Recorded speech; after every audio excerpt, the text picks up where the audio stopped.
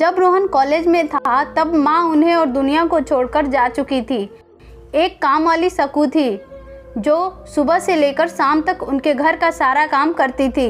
नई नई शादी हुई थी, इसलिए सकूबाई का दिन भर घर में रहना सीमा को अपनी प्राइवेसी में बंधा सा लगता था। इसलिए अब सकूबाई सुबह का खाना बनाना, कपड़े और पोछा करने के बाद चली जाती और वापस शाम को आकर खाना बनाती। सकूबाई की दोपहर की गैर हाजिरी से कई छोटे मोटे काम दिखाई देने लगे, जिनमें से ज़्यादातर काम बिना कहे सुधीर जी ये सोचकर कर लिया करते थे कि बहू को मदद हो जाएगी। लेकिन बहू सोचती थी कि ससुर को औरतों के काम में दखल देने की आदत है। एक दिन मौका देखकर सीमा ने रोहन से कहा, क्यों ना हम बाबूजी को वृद्धाश्रम भेज दें। सिर्फ एक बार पैसा भरना पड़ेगा और उन्हें भी अपने उम्र के लोगों का साथ मिल जाएगा। हमें भी अपनी प्राइवेसी के बारे में ज़्यादा सोचना नहीं पड़ेगा। रोहन ने सीमा की बातों पर ज़्यादा ध्यान नहीं दिया। कुछ ही दिन बीते थे कि बाबूजी अपने दोस्तों के साथ एक हफ्ते के लिए टूर पर गए और इत्तेफाक से इसी दौरान सकूबाई भी छुट्टी पर थी। फिर क्या, सीमा को जैसा चाहिए था वैसा समय मिलने लगा। अब रोहन रेस्टोरेंट में खाना खा लेता और सीमा का काम ऑमलेट, ब्रेड या मैगी से चल जाता था। खाना बनाने की टेंशन नहीं थी, लेकिन घर में निकलने वाले सारे काम तो अभी भी करने ही थे। ससुर जी की गैर हाजिरी में सीमा को एहसास हुआ कि वह बिना कहे जो काम कर लिया करते थे उनसे कितना फ़र्क पड़ता था। छोटे मोटे लगने वाले यह काम भी काफ़ी समय और एनर्जी वाले थे। कुछ दिन बीतने के बाद एक दिन रोहन सीमा को कहता है, चलो आज कहीं बाहर घूम कर आते हैं। सीमा बड़ी खुशी खुशी सज धज कर बाहर घूमने के लिए तैयार हो जाती है। रोहन सीमा को अपने घर से 4 किलोमीटर दूर तक चौल में लेकर आता है। एक आदमी रोहन के हाथों में एक चाबी देता है। रोहन उस चाबी को लेकर चौल का एक कमरे का दरवाज़ा खोलता है। कमरा खुलते ही 2 रूम वाले उस छोटे से अंधेरे से भरे घर के अंदर रोहन सीमा को लेकर जाता है और कहता है, कैसा लगा तुम्हें हमारा नया घर।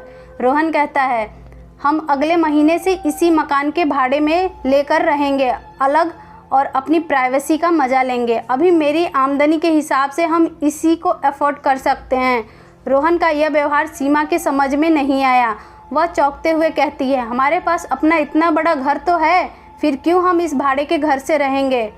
रोहन उसे टोकते हुए कहता है, सोच समझकर बोला करो, वह घर हमारा नहीं है, वह माँ बाबूजी का है। तुम्हारे पास 1 महीना है सोचने के लिए कि तुम्हें आगे क्या करना है। दोनों वहाँ से वापस अपने घर लौट आते हैं। पूरे रास्ते सीमा के दिमाग में तरह तरह के विचार चल रहे थे।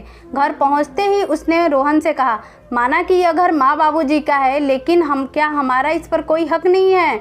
रोहन ने कहा, बिल्कुल है, लेकिन माँ बाबूजी के बाद।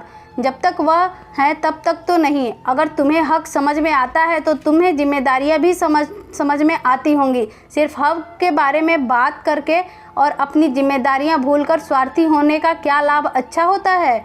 सीमा के पास रोहन के इस सवाल का कोई जवाब नहीं था। वह सोचने लगी कि उसने अपने क्षणिक सुख के स्वार्थ के लिए इतनी नीचे गिर गई कि घटिया सोच को अपने दिमाग में आने दी। उसे मन ही मन पछतावा होने लगा। सीमा रोहन से बोली, मुझे माफ़ कर दीजिए, मैं सच में स्वार्थी हो गई थी, मुझसे बहुत बड़ी गलती हो गई। रोहन बोला, तुम्हें पछतावा हुआ, मेरे लिए यही काफ़ी है, मैं तुमसे नाराज़ नहीं हूँ। बेटे और बहू का यह वार्तालाप सुधीर जी दरवाजे पर खड़े होकर सुन रहे थे।